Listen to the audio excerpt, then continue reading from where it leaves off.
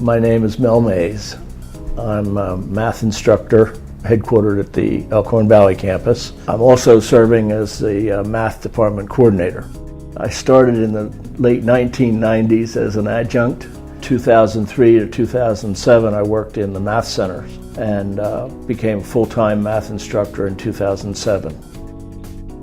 When I graduated from college, I went to work for Campbell Soup Company in their worldwide headquarters in Camden, New Jersey, in a department called Operations Research. And we did a lot of mathematical modeling, and I did a lot of statistics for the mathematical models.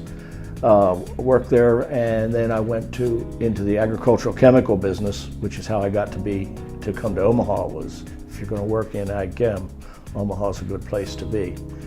And worked in ag chem around the country for about 21 years, and ended up in Omaha.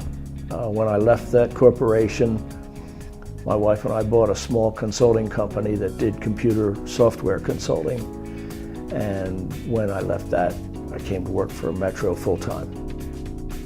I was born and raised in South Jersey, across the river from Philadelphia. In fact, I'm still a Phillies fan, and that's painful. I went to a small college in eastern Pennsylvania. It's a liberal arts college called Ursinus. And from Ursinus, I went into Temple University while I was working for Campbell Soup. And at Temple, I did something like 36, 38 hours of graduate math and statistics credits. The ag business kept me moving around, and I moved around the country 7 times in 21 years, ending up here in Omaha. So that's kind of how I got around and was working with math and statistics in the course of other job descriptions. In high school, my English teacher was a fellow named Mr. Christie. He was very adept at maintaining contact with the students and keeping us involved, which was hard for somebody who was mathematically oriented. Before the first test in English class, Mr. Christie stood up in front of the class and spent about 15 minutes talking about good test-taking habits and, to take your time, read the directions carefully, make sure you answer the question that's asked. And he says, I will never say this to you again. He says, from now on, anytime we're going to have a test, when you come into the room, I will write on the board Kyway, K-Y-W-A-Y. And that will stand for keep your wits about you, and that will keep me from doing the same 15-minute lecture before every single test. So every time we'd go in to take a test, there would be Kyway on the board.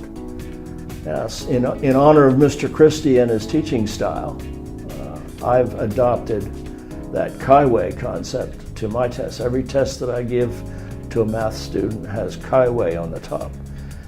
And nobody knows what it means. The object being, if they ask, it's not a secret, I'll be more than happy to tell them. But by the end of the quarter, the students are saying, what's that Kyway mean anyway? I looked it up on the web, it's not there. I asked the math tutors, they don't know. I said, all you have to do is ask. So if we can convince students to ask questions when they don't understand something, they can satisfy their curiosity. Dr. Lewis at Ursinus is the gentleman that convinced me to go into statistics.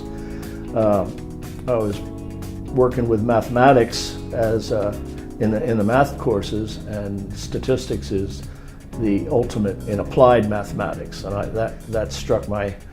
I really enjoy being able to apply this stuff, not just think about it and work with it. So Dr. Lewis is the one that convinced me to look into applied mathematics as a field. And I'm glad that he did. That worked pretty nicely. My teaching philosophy is really a search. I'm looking for ways to connect with each individual student. And you're looking at their eyes for that. You're looking at their body language to understand that. One time a student said to me, he said, Mr. Mays, you know all this math. How do you remember it all? Well, that's not the hard part, because you already know that. What we're doing when we're teaching is standing in front, looking to see how we can connect with the student. We're looking for the feedback and the interaction that says, all right, I got it, or alternatively, no, I don't got it, we need to work on this some more. There's nothing I'd rather be doing. This is the best of all possible worlds as far as I'm concerned. Metro has a fine bunch of people to work with. I enjoy working with these folks. I look forward to coming in and working with them. I look forward to my students and trying to get some interest perking there to teach them some things. And I just can't think of anything that I'd rather do. I'd like them to recognize that when we come across problems in the real world, outside of the sterile confines of the classroom, that we should be able to use both sides of our brain to attack the problems. And we really have twice as good a chance of solving them if we use both the right brain and the left brain. The left brain, of course, is logical, rational, structured thinking that has its advantages to solving problems. And the right brain, that warm and fuzzy intuition kind of a side, also can solve problems. When those two sides of your brain work together, you're far stronger and far more apt to come up with a good solution. I learn from my students all the time. They're so interesting and they have so many different facets. I like interacting with them. You find a wide variety of backgrounds and situations here at Metro, and that's one of the things that makes it very interesting, and you can learn from a lot of them that way. One time I had this one student in the middle of the class. He was bored stiff, and I knew that I wasn't catching him, and so I tried to twist what I was saying, and all of a sudden he perked up and he says, "Wait a minute, I never saw that before." And I said, "Well, good, now we know why you're here." That's the kind of thing that makes it fun. Well, I like to keep learning, and one of the things that I'm learning as I keep moving along is the different ways of communicating with people, whether it's just the look in somebody's eyes or the body language or whatever. So my challenge is to keep learning how to communicate more effectively, and which then enhances my ability to teach well. Technology gives you another tool to use to try to connect. Some people really love it, and some people shy away from it and hate it, but we have another way to make the connection. I teach all different kinds of classes. I teach a traditional method of lecture and assign homework problems. I teach computer enhanced, where the homework and the quizzes are on the computer.